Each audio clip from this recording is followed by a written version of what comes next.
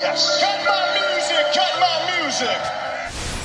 Triple H and TKO can kiss my arse. Seriously. I told you.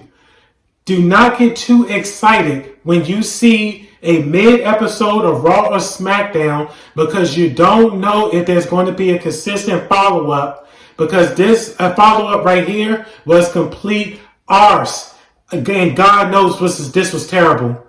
I purposely did not make an NXT or Dynamite review video because I wanted to see if Triple H would put together a Raw and a mid episode of Raw and SmackDown back to back. And this guy came through and he did not have the decency to give us a back to back mid episode of Raw and SmackDown. This was a complete screw you to the fans. Tonight's episode of SmackDown was terrible. How could you give us Raw that progressed storylines and character development and things like that, but then follow it up with this? No characters was progressed, no storylines were progressed, and they just recycled the same crap that they've been doing from the last SmackDown. I mean, this stuff is terrible. You got Jacob and Solo, no progression, same crap in their storyline. Seriously, we're going to get into that. You got Ron Cena, R-Truth, up here jobbing the Jobber Cobb of all people. And I'm like, what is even the point of this? Why are you having him job to Jeff Cobb? And then what is this? Just to progress the feud with Jimmy Uso and Solo, to see if Jimmy's going to join Solo's Jobber Squad? Like, what is the point of this? Nobody cares about this feud. And this makes no sense. Bianca and Naomi cutting the same promos they've been cutting for the last umpteenth weeks. The stuff that got Bianca booed in the first place. They're right back at it. And I mean, this just makes no sense. And what made me worse of all, the bringing out the Wyatt Jobber 6 coming out here. And they just destroyed the tag division and make them look like complete weak jobbers. And I'm like, this is crazy. Just for the Wyatt Jobber 6 to disappear for another 6 months. You're going to sacrifice your tag division to boost these jobbers just so they can disappear for another 4 to 6 months. What is the point? Let's get into this crap. We start off with Bianca's back. So Bianca comes out, and I guess she's supposedly back from her supposed hand injury, and she comes out cutting another boring promo like only Bianca can. Bianca, I swear to God, she's a great wrestler, but when it comes to promo skills, she is atrocious. She comes out talking about how she's happy to be back in her hometown of Knoxville, Tennessee. Okay? Then she goes on to say she feels at home and the people always supporting her, and she feels excited to be back. But I'm like, hold on. Did you conveniently forget? These are the same fans that were booing you and booing you so hard that they had to take you off of TV for a while because you just kept getting booed. She's one of the top baby faces and she is getting booed. And they have her in the Naomi segment, which that is coming up. So here comes out Naomi, right? So Naomi comes out and she talking about she broke into her parents, Bianca's parents' home, right? So I'm like, what are you talking about? You broke into the home. Why are we not seeing this? This is like in the movies, right? Where the villain says, I kidnapped your kids and I planted explosives on them and they're in a secret warehouse, but you don't show the villain doing any of this. It just makes no sense. Like, you have to show us instead of telling us. Like, let us see it. What happened to the days of Stone Cold breaking into Brian Pillman's house and Brian Pillman having the gun to defend himself against Stone Cold? What happened to even the days of Triple H breaking into Randy Orton's house with a sledgehammer and Randy looking terrified and Triple H ransacking the house and beating up Orton on the outside? Like, what did they show this? Can you imagine them cutting a promo back in the day where they talked about doing this stuff and nobody saw it? It just makes no sense. This is terrible booking. This is lazy. And then so This is the exact same crap they've done week after week, and nobody cares about this storyline. This is the exact storyline that got Bianca booed in the first place. And they're recycling this crap. And then I'm just like, why are you turning her into... People don't like this stuff. They do not like the feud between her and Naomi.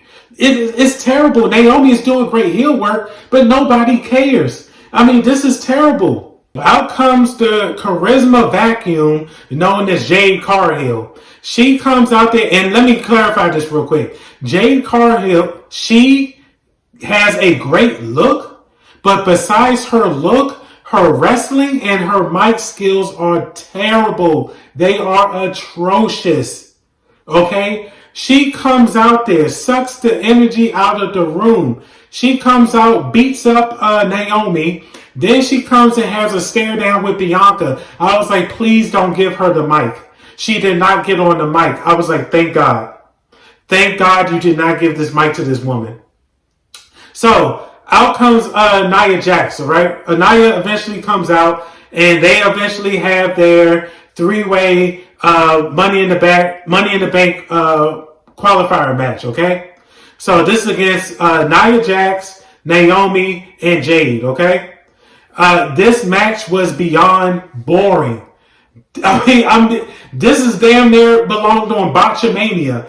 I mean, seriously, Jade cannot wrestle to save her life. Naomi is decent at best. Nia Jax. Nia Jax is only going to keep up with she's going to elevate herself to whoever she's wrestling.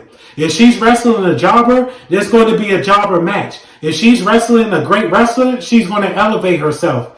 So she's not going against no top tier talent here. So this match was botchy. It was terrible. Seriously. So eventually Nia hits the Annihilator on Jade. Okay? But then Naomi sneaks in and gets the roll up. She comes in, sneaks in, gets the roll up for the 1, 2, 3. And then so she advances in the Money in the Bank qualifier match. Okay? The crowd was dead for this. Pack this up. This was terrible. So then, this right here really disgusted me, but something else really disgusted me further off. Because remember, and when we reviewed the Raw, remember, we started off terrible, and then we started going up, and then it kind of evened out. With this episode of SmackDown, this started downhill, and it just continued to go downhill. And it's really about to go downhill right here. We get Ron Cena, aka R-Truth, who is a national treasure, versus Jeff Jobber Cobb, okay? This made me so angry. This was a squash match. You mean to tell me this man went from having a great match, even though it was a short match, he went from having a great match at Saturday Night Main Event, and you going to sit there and throw him into this match just for him to job to Jeff Jobber Cobb? Are you serious? This guy is a national treasure. R-Truth is better than 90% of the roster right now, and this dude is 50. That's how terrible this is. I was seriously disgusted by this. So you're going to have R-Truth job out to Jeff Jobber Cobb just to progress this weird storyline of will Jimmy Uso join Solo's Jobber faction? Nobody cares. Nobody cares if Jimmy Uso joins Solo's faction. Because guess what? Jacob is about to leave that faction. Okay? And when Jacob leaves, you're gonna have Solo, you're gonna have Jeff Jobber Cobb, and you're gonna have Jimmy Uso. All three of them are not doing a damn thing. And where is Tonga Loa and the other one? They just disappeared. Like, this is crazy as jobbers. They just add jobbers in. Like, this stuff is seriously terrible. So, once again, Jimmy comes out to save R-Truth. Terrible match. Pack this up. This is terrible. Then we have a backstage segment. We have Byron Saxton interviewing Tiffany, right? So, Tiffany is cutting a decent promo. You know, she's doing her thing. Then she sees Naomi, right? So then we pan over to Naomi. So Naomi basically goes on and tells her, she's going to basically, you see what happened with Jade. The same thing happened with Jade is going to happen with you. Basic, kind of generic promo. Then we pan over to Alexa Bliss, and she comes out talking about she's coming for the title. Nobody cares. Pack it up. So people, I think, are over Alexa Bliss. I just don't think she got the memo yet. But you can just tell by her reactions. Since she came back in that Royal Rumble, she's just not getting the same reactions. But we keep it moving. This right here, I thought that Jeff Jobber Cobb thing was going to piss me off. But this right here really pissed me off to high heaven. We have all the tag teams. They all gather in the ring, right? And they all talk about, because they all got jobbed out by the Jobber 6, right? On last SmackDown. They're all in the ring. They all cut terrible promos because, of course, they are. Because these guys are a bunch of jobbers. A lot of them are jobbers. But they can wrestle their asses off, okay? I got to at least give them that. This was only to set up the Jobber 6 to come out and once again bury the entire tag division, to come out and embarrass the entire tag division. So these bums can disappear for another 4 to 6 months. This is the stuff that pisses me off, and it makes no sense. You got the Street Profits. These guys, the Jobber 6 on last SmackDown, they interrupted a 5-star banger match between Fraxium. God knows I don't like Fraxium. But they were having a banger match. Fraxium was having a banger match in between the Street Profits. Then they bring out the Jobber 6 that come and interrupt that. Okay? Just so these guys can disappear for another 6 months. This is, and then the crowd is chanting, holy shit, and this is awesome. So the bots are now supporting this crap, so Triple H feels empowered to keep this garbage going. Do you see why this makes no sense? Triple H and Vince, who have been creatively bankrupt for years, they failed and could not book Bray. They could not book him properly, or The Fiend. He was a way bigger star than Bo Dallas. Now you want me to believe that Bo Dallas is going to actually be out here to do something? This is crazy. And I'm sorry, Bo Dallas. Uncle Howdy. Okay? He was jobbing to Karrion Kross. Okay? Of all people. And Triple H expects us to take Bo Dallas out. Uncle Howdy expects us to take him in the Jobber 6 seriously? This is insane. Crazy. This is why this product is failing. Next, we got, and keep it moving with more absolute garbage. We got Javon Evans, who is an absolute beast in the ring. He's up here teaming up with Rey Fenix in what I would say is the most randomest of matches versus, I don't understand it, the most randomest of matches versus Berto and Gaza with Ethan Page at the ringside. This was a random NXT match on SmackDown. I'm like, what is the point of this? I don't understand this. And for some reason, they bring Javon Evans on to SmackDown just for him to job out to Berto and Gaza, who are complete jobbers themselves. This is why this stuff makes no sense. Javon Evans is an up-and-coming talent in NXT. You have him come out and job to Berto and Gaza, who are not going anywhere.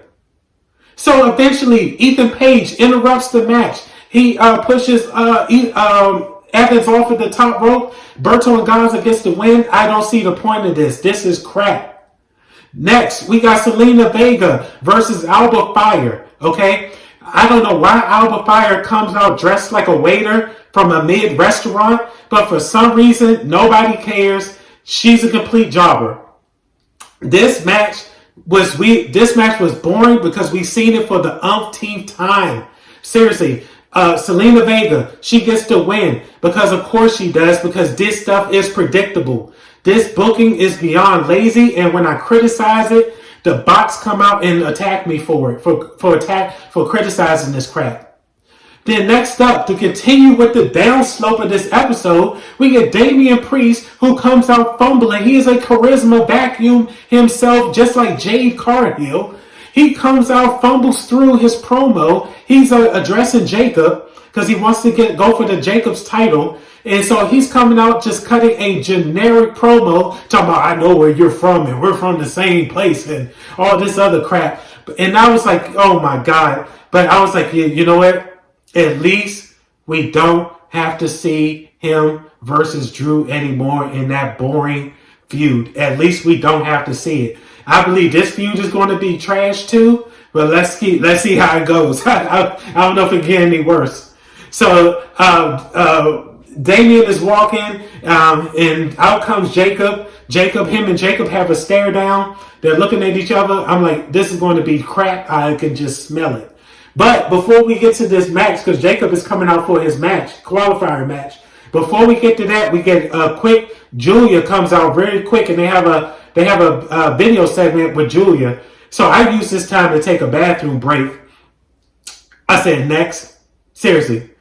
So we got a 3-way Money in the Bank qualifier match between Jacob Fatu, Carmelo Hayes, and Andrade. Okay, Jacob hits. This is a decent match. Jacob hits Andrade with an inverted DDT. Solo gets on the ropes and tries to encourage Jacob, and which distracts the ref. Okay, tries to encourage Jacob to do another moonsault. So Jeff Jobber Cobb gets on the ropes, and he's telling Jacob to also do another moonsault, which is obviously pissing Jacob off. Out comes Jimmy. Jimmy comes and packs Jobber Cobb up real quick. All this distraction leads to Jacob getting packed up so Andrade can get the win. And so Andrade, I guess, advances in the Money in the Bank qualifier. And this advances, I don't even think this even advances the storyline between Solo and Jacob. This is just prolonging more garbage. I mean, it's the same crap after week.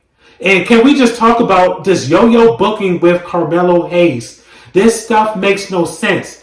I don't know if he pissed somebody off in the back. I don't know what is going on, but this is beyond ridiculous. This man went from being the #1 draft pick to now he is just jobbing to Andrade multiple times. RKOs from Randy, multiple times embarrassment. Being pinned by jobbers like Damian Priest. And then he's being pinned by LA Knight and countless other people. And I'm just like, why would you have him be the #1 pick, have him job, and then have him win just to have him job again? This stuff makes no sense. This is the terrible booking. So keep it moving. Next up, our main event. This is how terrible this stuff is. Our main event is a promo segment. Okay? This is the promo segment. This is the main event. Cody comes out and cuts another lame Cody promo, talking about after he lost to Cena, he went home and hit some Tennessee cough syrup. I was like, oh God. Then he talked about he'll never hold back against Cena ever again. Then he brings up, for some reason, The Rock is selling his soul stuff. So I guess he wants to go out and I guess he's considering humiliation ritual, I don't know, to sell his soul to The Rock. I don't know. Then he comes out and introduced Jey Uso, right? So Jey Uso comes out, yeeting all over the place. And this is just to hide the fact that Jey Uso cannot cut a decent promo. This is all this is. The Jey Uso has extended entrances because they have to hide the fact he cannot cut a promo. And to back that up, he gets in the ring and says, yeah, we're going to fight. Yeet. And the crowd goes wild for this stuff. I said, yo, the box are just blind. I don't understand this. Out comes Cena. Finally, Cena comes in. And I'm like, finally, Cena comes to save this trash promo, this segment. Cena calls out Cody and Jay calls them wannabes. Calls them Cena wannabes. He tells Cody, you want my fame. He tells Jey Uso, you want my money. But he said, you'll never get none of that. Because he says, Cody, you're too desperate. And Jay, you're too lazy. I loved it. Put these two jobbers in their place. So Cena then brings out Logan. Logan comes out. He cuts a terrible promo. He's talking about, how he's the future. John Cena he's wrapping up his time. And now Logan's time is now. So this is what we're getting from him. Okay? And I'm just like, okay, this is terrible. So Cody eventually comes out and challenges Logan and Cena to a fight.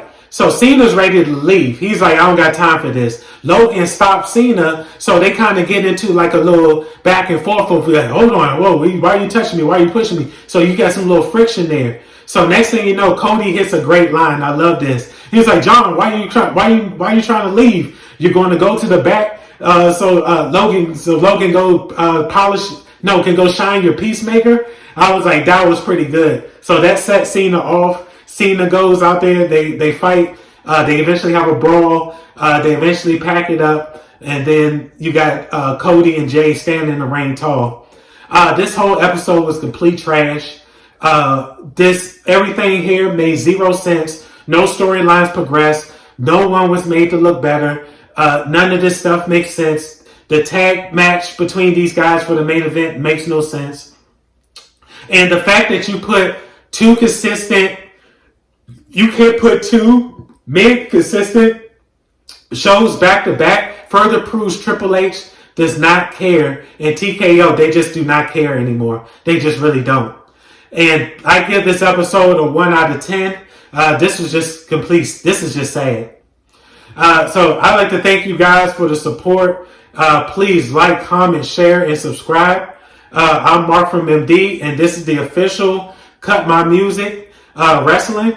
And anyone else claiming to be otherwise is a cheap imitation. Be safe, guys. Yes.